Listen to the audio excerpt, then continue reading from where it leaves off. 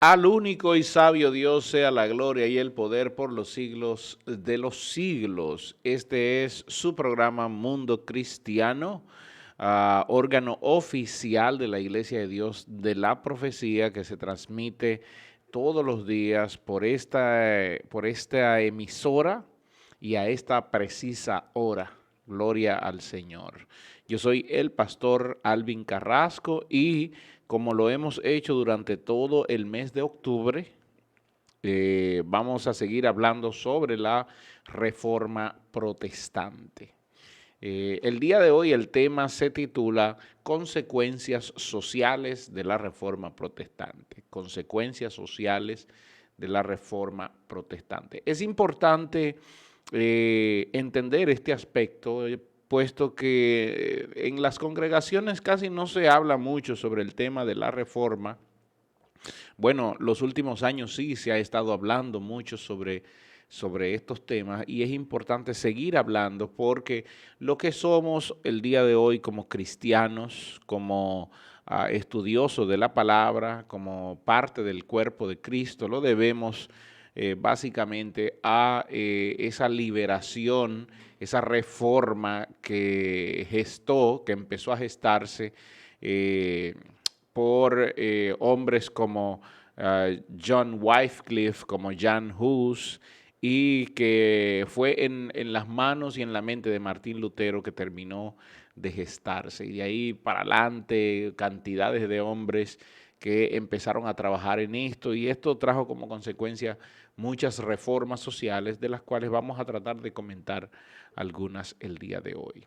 La Iglesia de Dios de la Profecía está ubicada en la calle Espaillat, número 86, en el centro de la ciudad de La Romana. Nuestros servicios son los domingos, desde las 8 de la mañana tenemos nuestra escuela bíblica y a las 10 tenemos nuestro servicio de acción de gracias. Los martes tenemos verdades bíblicas, una enseñanza sobre las verdades escriturales. Y así también los jueves eh,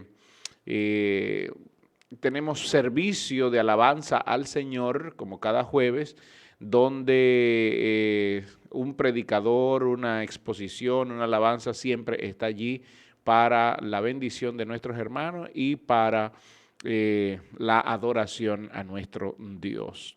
Los jóvenes tienen su servicio cada sábado a las 5:30 de la tarde. Una vez más, les repito, estamos en La Espaillat, número 86, en la ciudad de La Romana. Bendiciones y saludos para todos los hermanos de la región sur del país.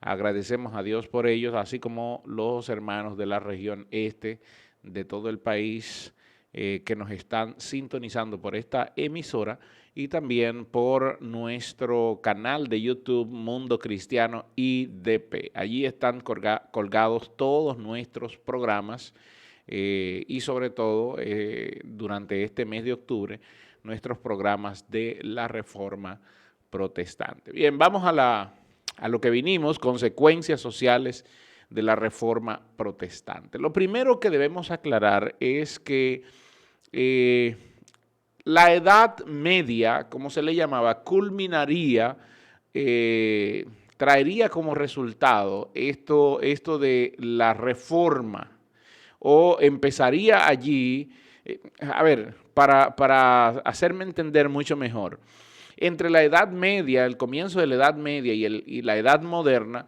se dice que la Edad Moderna comenzó con el descubrimiento de América en 1492, pero entre esas dos etapas saldría un periodo que sería el conector de ambas, tanto de la Edad Media como de la Edad Moderna.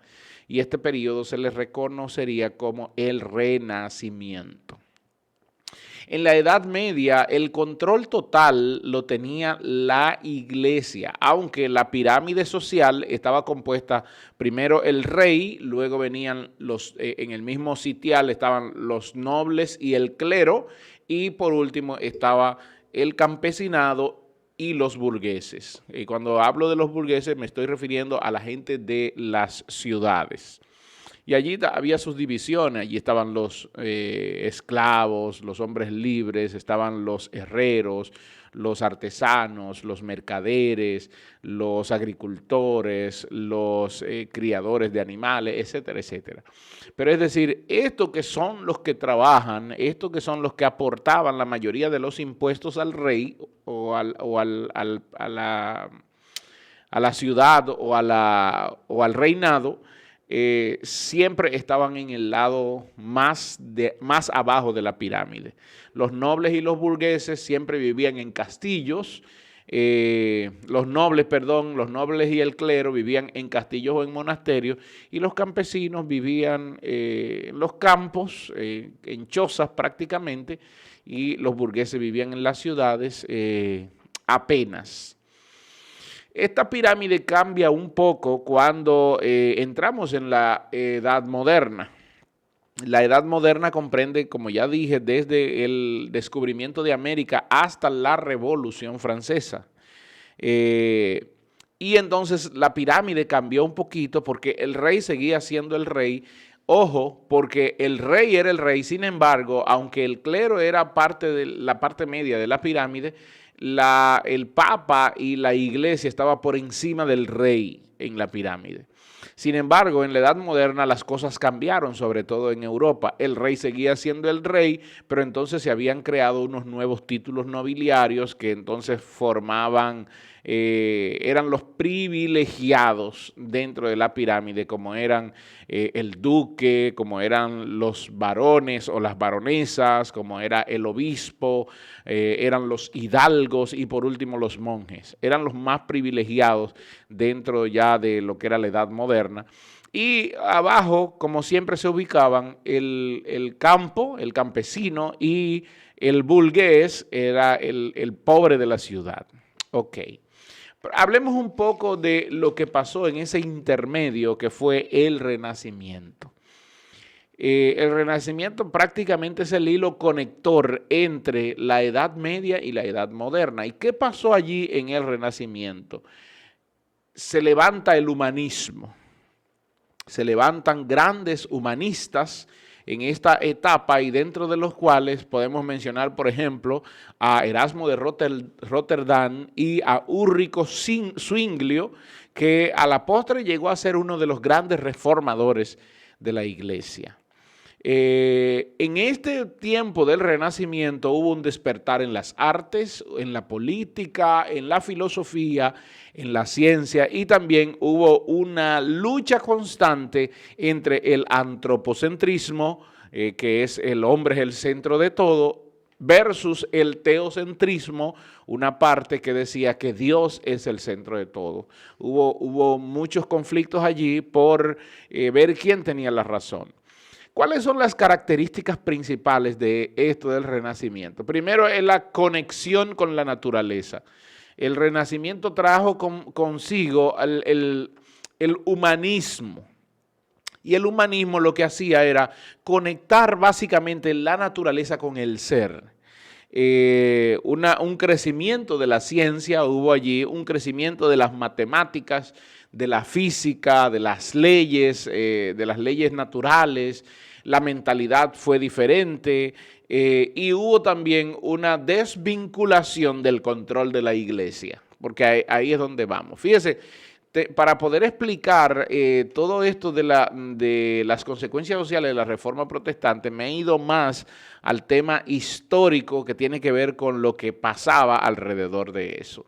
Hubo una renovación de la arquitectura en el tema del Renacimiento, hubo un crecimiento del humanismo en gran medida, y esto tenía que ver en cuanto al ser humano con la posición ética y la posición moral del ser humano. Qué tan ético es lo que hacemos o qué tan moral. Y esto también llegó a cuestionar los asuntos de fe. El humanismo llegó a cuestionar los asuntos de fe en cuanto a qué tan ética o moral es la doctrina que estaba practicando la iglesia. Y me quiero centrar aquí porque hubo un cuestionamiento que también Lutero y Ulrico Zwinglio le hicieron a la iglesia en ese aspecto. Pero déjeme seguir, renace el mecenazgo y el mecenazgo lo que es la aportación de las partes más altas de la pirámide que mencioné, es decir, de los nobles, de los duques, de los obispos, de las baronesas o los varones, de los hidalgos, una aportación económica al desarrollo y crecimiento en el tema artístico. En el tema de la cultura, de la pintura, de la escultura, etcétera, etcétera. Y de la comedia, del teatro, etcétera, etcétera. Y eso fue reconocido porque antes los actores tenían ellos que buscar la manera de hacer eso. Sin embargo, ahora tenían quienes podían pagar por eso.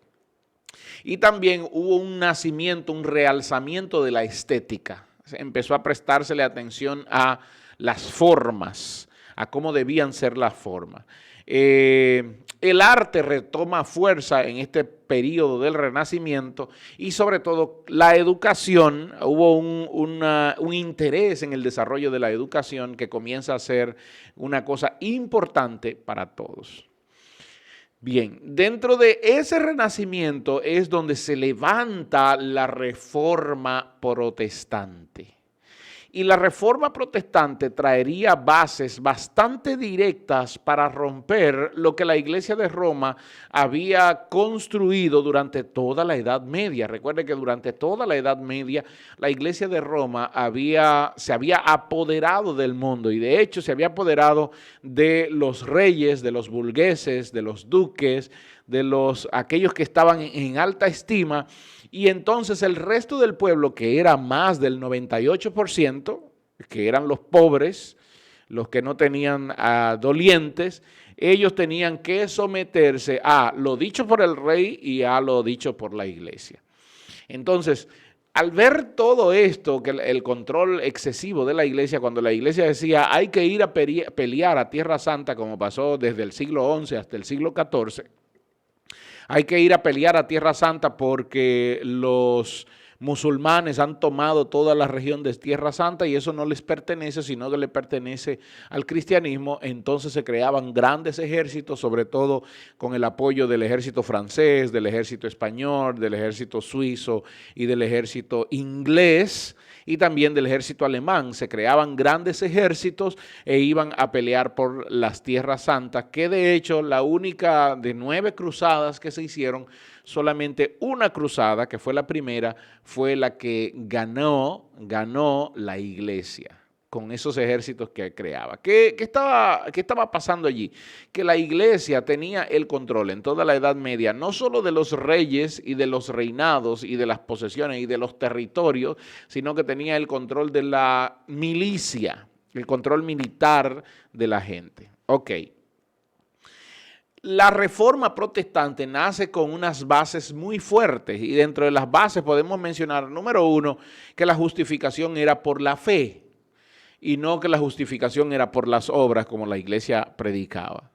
Número 2, hablaban sobre la libertad cristiana. El cristiano no tenía que estar sometido de manera radical a la iglesia y al prelado de Roma. Era lo que peleaba básicamente la reforma y las bases que Lutero sienta. Y número 3, que el sacerdocio debía ser un evento universal, decía Lutero. ¿En qué sentido? En el sentido de que el concepto de la iglesia, había que reformar el concepto de iglesia, porque como decía Ulrico Zwinglio, la iglesia es la que lleva la Biblia y no debería ser así, sino que la iglesia debería salir de la Biblia.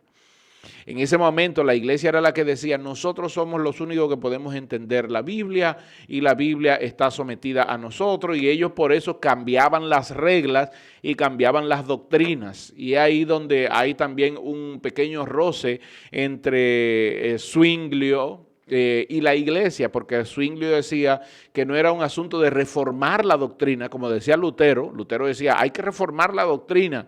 Pero Zwinglio decía, no hay que reformar la doctrina, hay que romper la doctrina y reformar la ética y moral de los ministros. porque los ministros están obrando según una doctrina que está fuera totalmente de la Biblia, y lo que deberían hacer es irse a la ética y moral que la Biblia está exigiendo, porque los sacerdotes en ese momento no lo tenían. Cuando se hablaba también del sacerdocio universal, se hablaba de la convocación, quién debía ser escogido para el tema de sacerdocio. Y por último, cuando se hablaba también del sacerdocio universal, debía ser la Biblia la única autoridad de la iglesia. Y no al revés, porque la iglesia estaba siendo la autoridad que regía los conceptos bíblicos y que regía prácticamente las traducciones bíblicas y los temas que tenían que ver con la fe. La iglesia era quien los regía, ellos eran los regentes. Las bases de la reforma lo que buscaban era liberarse en cuanto a ese aspecto. Por eso se hablaba de la libertad cristiana. ¿Ok? Bien, los protestantes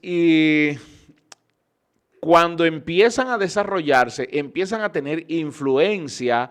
La influencia que antes tenía la Iglesia de Roma, entonces ahora el protestantismo empezaba a tener esa influencia en el poder político de las naciones. Y los protestantes exponen un punto de vista de cómo debía ser el Estado y qué papel debía jugar la Iglesia ante ese papel de Estado. O qué papel debía jugar la Biblia, como es el caso de Lutero, que tuvo mucho que ver con los cambios estructurales en los gobiernos de Alemania, o como es el caso de Calvino, que tuvo también mucho que ver en los cambios estructurales del gobierno donde él estaba. Zwinglio, por ejemplo, en Suiza, o John Knox en Escocia. Tuvieron mucho que ver con los cambios estructurales. Es decir, ya los gobiernos, los reyes no buscaban el consejo de la Iglesia de Roma, sino que ahora tenían hombres preparados, protestantes, que estaban allí al lado de ellos y que ocupaban un papel para trabajar en la ética, en la moral y en las doctrinas del pueblo. Crece en este periodo también como una consecuencia de la reforma el individualismo, el hombre como un ser individual, donde el hombre podía dedicarse a lo que él sentía dedicarse. Y no había una traba, no se le ponía si el hombre quería estudiar, podía estudiar. Recuerde que crece en todo esto el tema de la educación. Y también renace el espíritu económico, renacen los modelos económicos, ya no solo el modelo de esclavos y amos, sino que ahora empieza a resurgir un modelo económico diferente, empiezan a surgir las trading companies, como se le llamaba. En todo este periodo del Renacimiento empiezan a nacer empresas que eran interatlánticas, que eran intercontinentales, y esto hace que mucha gente empiece a crear riquezas, grandes riquezas. El protestantismo empieza a invertir ahora en los temas de investigación, y muchos de los que eran llamados protestantes pasan a ser parte de la gran maquinaria investigativa, hombres como Isaac Newton, entre otros, como Blaise Pascal, entre otros, empiezan a entrar en el campo de la ciencia porque todo esto le dio apertura. Recuerde que la Iglesia de Roma no apoyaba ni aceptaba el tema de la ciencia en comparación con la fe y perseguía a aquellos que hablaban de ciencia. Sin embargo, la reforma protestante llega para dar libertad. Por eso hablé del punto el hombre individual, el individualismo crece y el protestantismo empieza ahora a trabajar esos aspectos de crecer, esos aspectos de crecimiento del hombre. Entonces, ¿qué vemos allí? Que cuando el protestantismo empieza a crecer y la iglesia ve que empieza a perder el poder, la iglesia todavía tenía el control de algunos reyes, de algunas naciones, y esto crearía para el siglo XVII una guerra que se conoce como la Guerra de los 30 años, y fue una guerra entre católicos y protestantes, básicamente. Habían naciones. Recuerde que el rey Carlos V, el emperador Carlos V, después de la reforma de Lutero, lo que había hecho era decir, el rey, el emperador que quiera tener una religión, tiene la libertad de hacerlo. Entonces es aquí donde entra la libertad religiosa. Tiene la libertad. Si tú quieres ser protestante, tú vas a tener la libertad de ser protestante. Si tú quieres ser católico romano, vas a tener la libertad de ser católico romano. Pero la gente a la que pertenezca a esa nación tuya, la nación que tú regenteas, la nación que tú diriges, va a tener que someterse a lo que tú crees. Va a tener que creer eso. Si no, entonces se le da la libertad de que se vaya a otro lugar. Todo esto, la Iglesia de Roma está viendo que está perdiendo el control total de esto, y lo que hace entonces es reunirse con sus emperadores y reyes que todavía tenía control sobre ellos, como era el rey de España, parte de Francia y aún parte del imperio germánico, romano germánico. Los junta y entonces empiezan a perseguir y a matar a los protestantes, cosa que ellos no se iban a quedar de brazos cruzados, porque por ejemplo Ulrico Zwinglio muere en la guerra de Kappel. Recuerden esto, muere en la guerra de Kappel. Eso fue antes de la guerra de los 30 años, pero claro está, Zwinglio decía que había que defender la fe con espada. Y uno de los conflictos también que tuvo Lutero con uno de sus aliados fue esto mismo, porque muchos decían había que defender la fe y la palabra de Dios con espada, con guerra. Sin embargo, Lutero no estaba a favor de eso, nunca estuvo a favor de eso. Zwinglio al principio tampoco, pero después al final tuvo que rendirse ante eso. Entonces, la guerra de los 30 años lo que hizo fue una división entre el protestantismo y la Iglesia de Roma. Hubo muchas matanzas, hubo una matanza allí que se le llamó la matanza de los hugonotes. No tenemos tiempo para hablar de eso, pero hay varios videos de Byte en YouTube que les recomiendo consultar. Entonces, déjeme resumir 12 consecuencias rápidas, 12 consecuencias, porque estoy hablando de las consecuencias sociales de la reforma, rapidito que hubo, que trajo por sí la reforma. Número 1, la ruptura con Roma, la ruptura con la Iglesia de Roma. El protestantismo hizo una separación, esta reforma hizo una separación del individuo y su creencia, que antes solamente seguía, en la Edad Media seguía lo que decía la Iglesia de Roma, ahora tenía una diversidad de poder seguir la Biblia como la expresan los protestantes.